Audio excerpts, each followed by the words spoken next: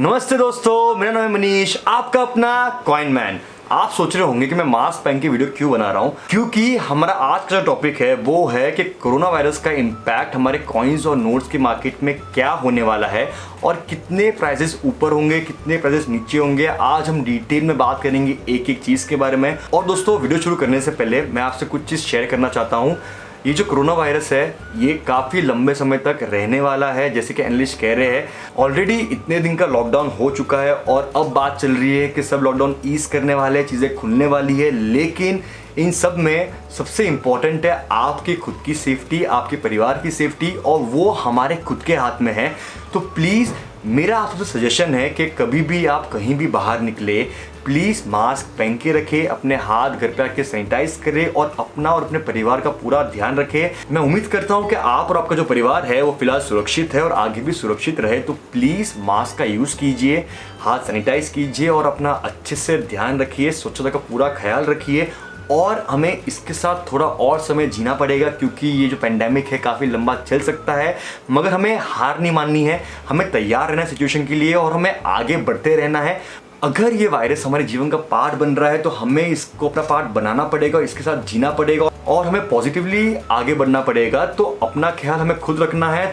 तो चलिए शुरू करते हैं हमारा आज का वीडियो, जो कि इस पेंडेमिक के रिलेटेड है कि कोरोना वायरस के कारण कितना बड़ा इम्पैक्ट आ सकता है कॉइन्स और नोट्स की फील्ड में। क्या प्राइसेस कम होंगे, क्या प्राइसेस बढ़ेंगे। तो फिलहाल मैं मास्क निकाल लेता हूं क्योंकि मैं फिलहाल घर पे ही हूं, लेकिन पहनने का सिर्फ इतना ही रीजन था कि मैं आपको अवेयर कर सकूं और आप सबको बता सकूं कि प्लीज मास्क जरूर पहनिएगा। तो दोस्तों, आज का जो हमारा वीडियो है वो है future of notes and coins, यानी कि आगे जाके कौन से सिक्कों के भाव बढ़ सकते हैं, कौन से सिक्कों के भाव कम होंगे, कौन से नोट है जो आपको अभी इन्वेस्ट करने चाहिए या फिर आपको नोट और कॉइन खरीदना एकदम बंद कर लेना चाहिए। तो काफ़ी मिक्स्ड ओपिनियंस है आगे के लिए और ये मेरा पर्सनल ओपिनियन है। मैं ये नहीं कह रहा हूँ कि जो मैं कहूँगा वही होगा या वैसा ही होने वाला है, लेकिन ये मेरा पर्सनल मानना है, मेरा पर्सनल ओपिनियन है जो मैं इस वीडियो के थ्रू आप सबके साथ शेयर करना चाहता हूँ। क्योंकि मैं इस बिज़नेस में काफ़ी लंबे समय से हूँ, ऑलमोस्ट 10 साल हो गए मुझे ट्रेडिंग करते हुए, कॉइन्स और नोट्स खरीदते हुए, बेचते हुए, और काफ़ी अप्स एंड डाउन्स हमेशा मार्केट में आए हैं कोई ना कोई कारण से। फॉर एग्जांपल, जब गोल्ड के प्राइसेस बढ़ते हैं, सिल्वर के प्राइसेस बढ़ते हैं, तो जो हमारे गोल्ड के सिक्के और सिल्वर के जो कॉइन्स है उनकी प्राइसेस भी हाई होती है, क्योंकि वो रिलेटेड मार्केट है कमोडिटी के साथ में। वैसे ही अगर हम बात करें करंट पेंडेमिक की, जहाँ पे गोल्ड की प्राइस जो है 45,000 के ऊपर चली गई है, सिल्वर 42-43,000 के आसपास ट्रेड कर रहा है आज की तारीख में, तो डेफिनेटली जो कॉइन के बेस मेटल्स गोल्ड और सिल्वर है उनकी प्राइसेस काफ़ी ऊपर बढ़ चुकी है और काफ़ी ऊपर प्रीमियम में चल रही है, क्योंकि जब वो एक कम्युनिटी मार्केट से लिंक हो जाता है उससे काफ़ी बड़ा फर्क पड़ जाता है इस मार्केट से। अब जब लॉकडाउन खुलेगा दोस्तों, तो उसके बाद सिचुएशन कैसी होगी। सबसे पहले हमें ये ध्यान रखना है कि बहुत ज़्यादा फाइनेंशियल क्राइसिस हर एक सेक्टर में आने वाली है और ये फील्ड भी हर फील्ड से रिलेटेड है। ऐसा नहीं है कि एक इंडिपेंडेंट फील्ड है जहाँ पे पैसे अंदर आते ही रहते हैं, ऐसा बिल्कुल नहीं होता है।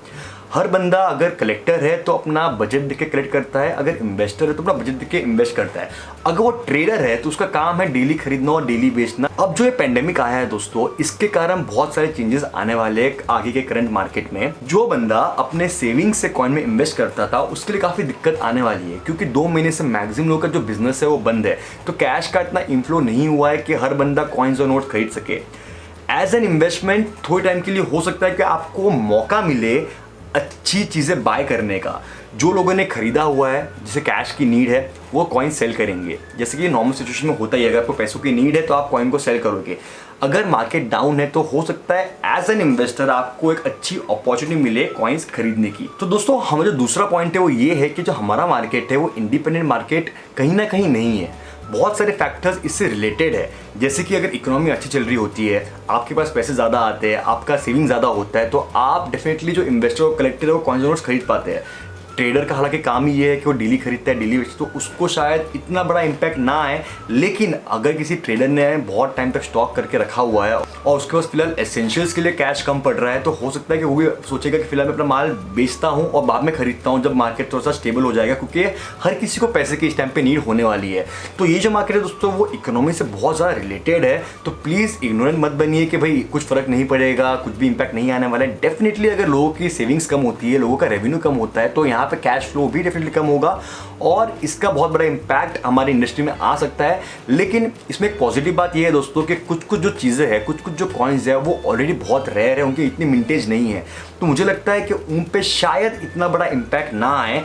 लेकिन मामूली इम्पैक्ट हर मार्केट में आने ही वाला है, चाहे वो कोई भी इंडस्ट्री हो, सब थोड़ा बहुत सफ़र करेंगे। हमें एक पॉजिटिव होप के साथ कनेक्ट करना है, हमें अच्छी चीज़ों में इन्वेस्ट करना है। जैसे कि मैंने स्टार्ट से हमेशा मेरे चैनल पे यही कहा है कि यूएनसी आइटम पे फोकस कीजिए, अच्छे आइटम खरीदिए, ताकि अगर मार्केट डाउन भी आता है तो भी वो यूएनसी मार्केट्स और रेयर आइटम्स इतने जल्दी इतने नीचे नहीं आएंगे। जो कॉमन कॉइन्स है दोस्तों, उनकी बाइंग मेरे ख्याल से काफ़ी कम हो जाएगी, क्योंकि हर एक कलेक्टर सोचेगा कि अगर मैं 10 कॉइन के बदले मैं एक कॉइन लेता हूँ, लेकिन वो एक कॉइन मैं अच्छा लूँ ताकि वो आगे जाके और अप्रिशिएट हो। और स्पेंडिंग पावर जब लोगों की कम होती है दोस्तों, तो इन्वेस्टमेंट, कलेक्टिबल, ये सब चीज़ में बहुत ज़्यादा फर्क पड़ता है। तो ये मार्केट रिलेटेबल है। अगर इकोनॉमी हमारी फॉर एग्जांपल अच्छी हो जाती है, बहुत जल्दी बूस्टअप हो जाता है, तो डेफिनेटली ये मार्केट बहुत जल्दी ग्रो कर लेगा वापस, ज़्यादा टाइम नहीं लगेगा। लेकिन अगर इकोनॉमिक स्लोडाउन होता है, लोगों की सेविंग्स कम होती है, लोगों के पैसे कम होते हैं, तो डेफिनेटली बहुत बड़ा इंपैक्ट आ सकता है इस पर। तो ये एक सिनेरियो है जो हमारी इकोनॉमी पे रिलेटेड है। अगर इकोनॉमी ग्रो होगी तो ये मार्केट बहुत ज़्यादा ब्लूम करेगा, अगर नहीं होगी तो स्टेबल चलेगा, लेकिन चलेगा। कुछ जो अच्छे आइटम में आपको मौका मिलेगा लेने का, तो आप वो ले सकते हैं। यूएनसी चीज़ों पे फोकस कीजिए, अच्छे आइटम पे फोकस कीजिए, क्वांटिटी में बिलीव मत कीजिए, क्वालिटी में बिलीव कीजिए। 100 कॉइन लेना इंपॉर्टेंट नहीं है, क्योंकि वो 100 कॉइन की शायद वैल्यू 10 साल में ना बढ़े, लेकिन एक अच्छा कॉइन अगर आप लेंगे तो उसकी वैल्यू डबल, ट्रिपल, चौपल भी हो सकती है। तो प्लीज़ फोकस कीजिए क्वालिटी पे और क्वांटिटी पे फोकस मत कीजिए। ये आपको बहुत ज़्यादा बेनिफिट करेगा इस पेंडेमिक के टाइम पे, इस लॉकडाउन के टाइम पे। हमारा जो तीसरा पॉइंट है दोस्तों, वो ये है कमोडिटी बेस्ड कॉइन्स। जैसे कि मैं आपको स्टार्ट में मैं बता चुका हूँ कि जो कॉइन गोल्ड में है, जो कॉइन सिल्वर में है, जो नॉर्मल कॉइन्स यानी कि इतने रेयर कॉइन्स नहीं है, वो गोल्ड और सिल्वर के प्राइस पे ट्रेड करें तो डेफिनेटली उनकी वैल्यू बढ़ने वाली है। अगर गोल्ड नीचे आएगा तो वो प्राइसेस भी नीचे आएंगे, अगर सिल्वर ऊपर जाएगा तो उनके प्राइसेस भी ऊपर जाएंगे। तो जो रिलेटेबल मार्केट है दोस्तों, जो कम्युनिटी पे डिपेंड करता है, उनकी प्राइस पे डिपेंड करता है, उसके कारण जो इम्पैक्ट है वो डेली बेसिस पे चेंज होते रहेंगे। आज गोल्ड 45,000 है 10 ग्राम के कॉइन्स के लिए। इस सिनेरियो में जो लोगों ने गोल्ड पहले सस्ते भाव में खरीदा हुआ है, हो सकता है कि वो ऊपर भाव में बेच दे। तो अगर आपको लगता है कि गोल्ड के प्राइस और बढ़ने वाले, तो आप वो कॉइन्स खरीद सकते हैं। अगर आपको लगता है कि गोल्ड के प्राइस कम होने वाले, तो आप उनमें इन्वेस्ट मत कीजिए। तो जो गोल्ड और सिल्वर के कॉइन्स है दोस्तों, उनका इम्पैक्ट बहुत ज़्यादा होता है गोल्ड और सिल्वर के प्राइजेस से।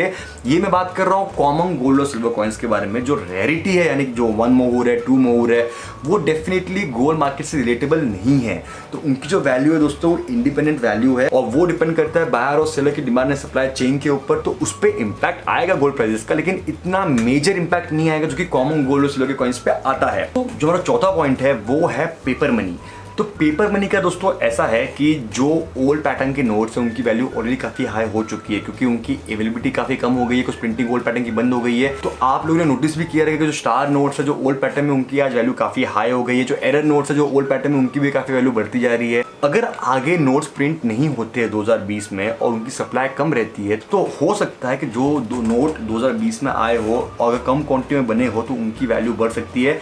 इस पे मेरा रिसर्च करना बाकी है, अब तक मैंने पूरा रिसर्च नहीं किया है। ये सिर्फ एक असम्पशन है कि अगर 2020 में प्रिंटिंग कम हुई है और कौन से इशू की प्रिंटिंग हुई है, पहले तो वो जानना इंपॉर्टेंट है। और अगर प्रिंटिंग कम हुई तो डेफिनेटली मुझे लगता है कि उनकी वैल्यू आगे जाके बढ़ सकती है।